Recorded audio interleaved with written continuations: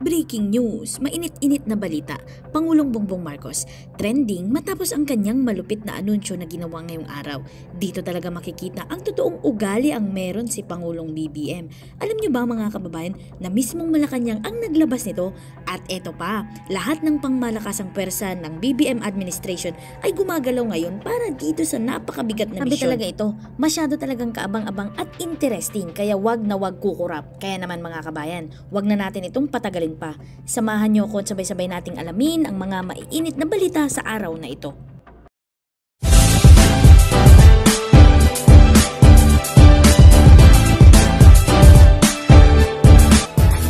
Just in, tiniyak ni Pangulong Bongbong Marcos sa lahat ng residenteng naapektuhan ng pagputok ng Bulkang Kanlaon ang patuloy na suporta ng gobyerno habang ipinapatupad niya ang isang whole of government approach upang matiyak ang kapakanan ng publiko at ang agarang pagbibigay ng tulong. Sa isang video message, sinabi ni Pangulong Marcos na ang PBOX at National Disaster Risk Reduction and Management Council at ang Department of Social Welfare and Development ay nangunguna na sa sitwasyon. Sinabi ng Pangulo na itinaas na sa Alert Level 2 ang Alert Level Alarm para matiyak ang kaligtasan ng mga residente doon. Sa kasalukuyan, may humigit kumulang 170 families o 796 individuals na ang apektado sa pagsabog ng bulkan ayon kay Pangulong Marcos. Dagdag ng Pangulo, nagbigay na ang gobyerno ng kinakailangang tulong sa mga apektadong residente. Bago matapos ang kanyang mensahe, nanawagan si Pangulong Marcos sa mga residente lalo na sa mga malapit sa apektadong lugar na manatiling mapagmatsyag at iwasang manatili sa 4-kilometer radius permanent danger zone. Hinimok din niya ang mga ito na palaging sundin ang mga alituntunin at mga paalala na itinakda ng mga lokal na otoridad. Kasalukuyang nakakaranas ng pag-aalboroto ang Canlaon Volcano sa Negros. Itinaas na natin ang Alert Level 2 upang masiguro ang kaligtasan ng lahat. Sa kasalukuyan, may 170 pamilya o 796 na katao ang naapektuhan. Agad naman natin sila inilikas sa mga evacuation center.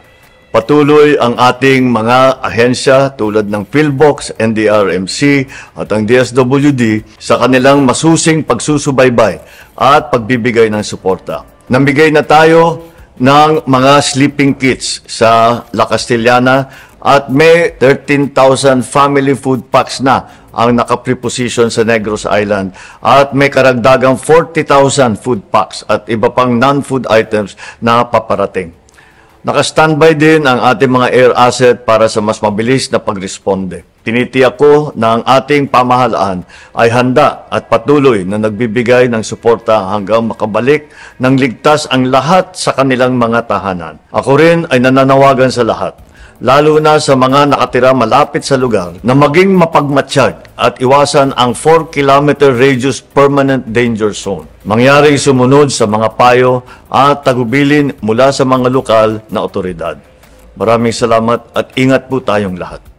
Ayon na rin sa direktiba ng ating Pangulong Marcos, lumipad naman agad noong June 4 si Secretary Gatchalian ng DSWD patungong Negros Oriental para pangasiwaan ang mga nangyayaring disaster operations at tignan ang kalagayan ng mga evacuees sa lugar. Dahil dito, nakipagpulong si Department of Social Welfare and Development Secretary Rex Gatchalian sa mga lokal na opisyal ng lalawigan ng Negros Oriental para sa pagtugon sa mga pamilyang apektado ng kalamidad at pagsabog ng Mount Canlaon noong June 3. Dahil dito, kasama ni Secretary Rex ang mga lokal na opisyal ng lalawigan ng Negros Oriental sa pangunguna ni Gobernador Manuel Sagaribia. Sa pangunguna ni Secretary Rex Gatchalian, kasama ang mga lokal na opisyal ng lalawigan ng Negros Oriental, nanguna sila sa pamamahagi ng mga food box ng pamilya at hygiene kit sa mga pamilyang apektado sa pagsabog ng bulkan.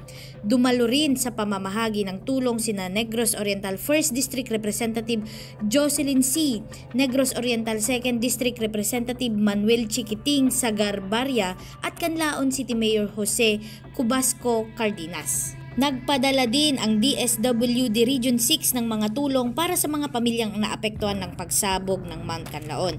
Agad na tumugon ang DSWD Field Office 6 sa pangangailangan ng mga apektadong pamilya dahil sa pagputok ng Mount Canlaon sa pamamagitan ng pamamahagi ng family food packs at sleeping kits sa Las Castellanas Negros Occidental.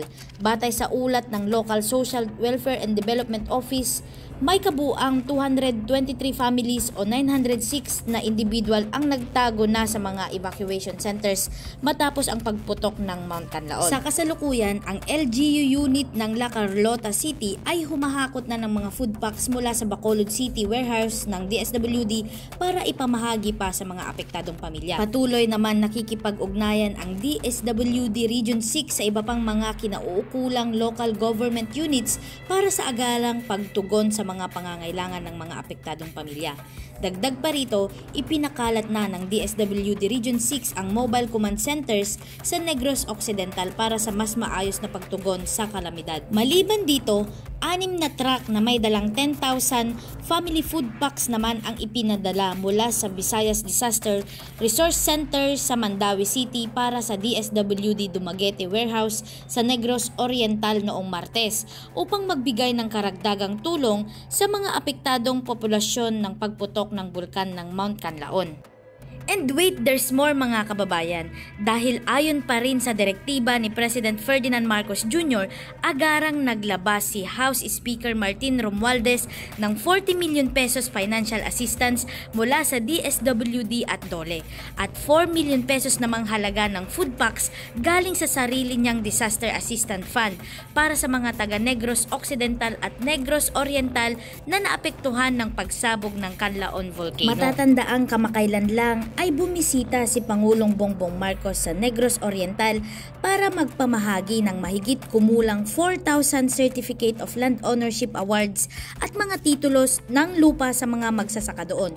Bukod sa pamamahagi ng mga Certificate of Land Ownership at titulo ng lupa, namahagi din si Pangulong Marcos ng 17.5 million pesos na kagamitan pang-agrikultura sa mahigit 3,268 na beneficiaries sa Central Visayas. Ito ay kung saan tinupad ni Pangulong BBM ang kanyang pangako noong kampanya na bibigyang prioridad niya ang lahat ng magsasaka, lalong-lalo na ang pagtapos sa nasimulan ng kanyang ama na magbigay ng mga titulo ng mga lupa sa lahat ng magsasakang Pilipino sa buong bansa.